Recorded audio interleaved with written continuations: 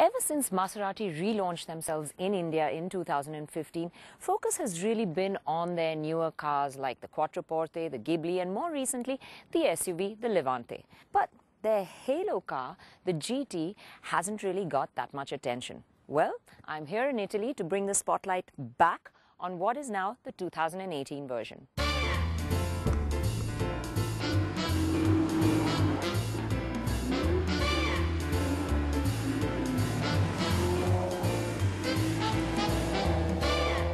The GT, a four-seater sports coupe, was based on the iconic Maserati A6 and is currently their halo car.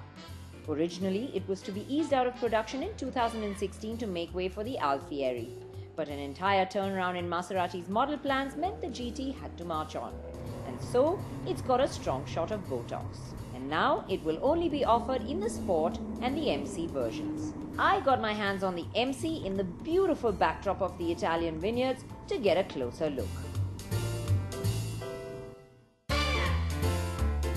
The nose gets a redesign with a larger hexagonal grille with chrome inserts accentuating the shark nose look, which is inspired by the Alfieri concept. This redesign has also helped the aerodynamics by reducing drag. The concave vertical grille bars resemble those on the Levante, and the lateral air ducts on the bumper get tweaks as well, with the sides angled inwards to bring more focus to the center. The central splitter below the grille gets a redesign too and helps distinguish the MC from the Sport variant, with both getting different designs. The headlights, though similar on the outside, get LED daytime running lights, grooved housing in the xenon headlamp areas, and the Maserati inscription on the inside. Designers felt no need to touch the side profile, claiming the proportions of the car, the length of the bonnet in relation to the volume of the cabin, is still considered unique to this day. Well, unique it is, so the only changes are new vertical air vents to the front fenders, revised side skirts, and 20-inch Trofeo silver wheels that are 10% stronger and lighter. Around the back, there's a bigger rear lip spoiler and redesigned diffusers for both the Sport and MC models. This is where the two stand out, as the Sport has oval tailpipes at the edges of the bumper, while the MC has round pipes at the center. There's no doubt that this 10-year-old design has stood the test of time. It really looks fresh even now, and it will still turn heads.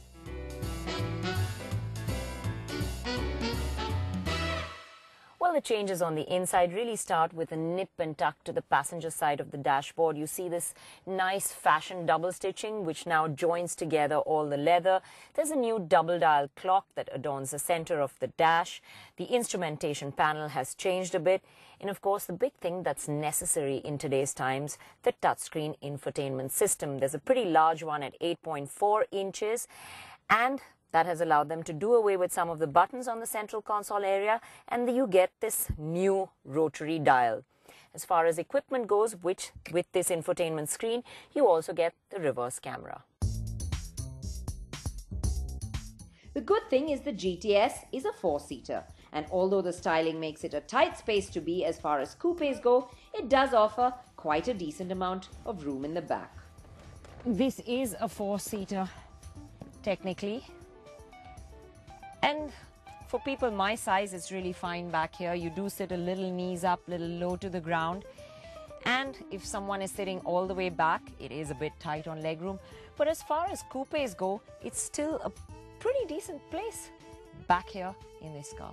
Maserati have also ditched the 4.2-litre engine, which means the GT will come with only the 4.7-litre engine now. This engine, built in tandem with Ferrari, produces a whopping 460 HP and a delicious 520 Nm of torque. Well, there's something to be said about naturally aspirated engines, so less talking and more driving now.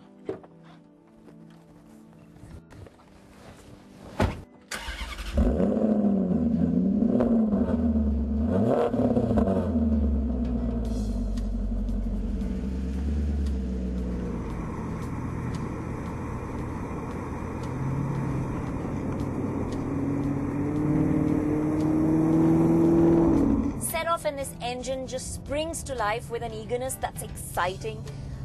Small dabs draw big responses, and there's that shove back into your seat. Yes, the punchiness will make you smile and it will draw you in to push harder. The MC version races to the 100 mark in just 4.7 seconds. And some people may claim that's not a fantastic time. But driven in normal mode, the GT still has enough thrill factor. In this mode, it comes across as refined. But when the fun begins is when you hit the sport button. Maserati closed off a section of marvelous winding roads for us to get a full taste of how this feels. Now that's how an engine should sound. My grin just says it all. Those vocal pipes just punch out such a pleasurable tune as you roar up the revs. And then that fizz, crackle and pop as you shift down just adds to the drama. Sport just heightens all the responses, makes the suspension stiffer, the gearbox quicker, and used in manual mode, the MC Auto Shift is activated on the 6-speed gearbox, bringing up shifts in just 100 milliseconds. That's faster than I can think, and by placing this gearbox directly behind the engine, the balance of the car is also a near perfect 49 to 51. And this car is big. On the narrower roads, I had to watch the corners anxiously. But drive it for a bit and it wraps itself around you quite easily.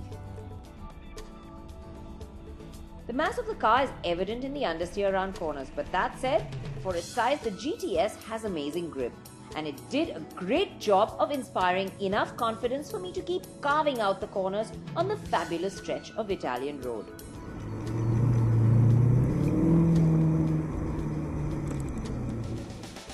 The steering is progressive, but in a reverse sort of way. It's quite heavy at low speeds.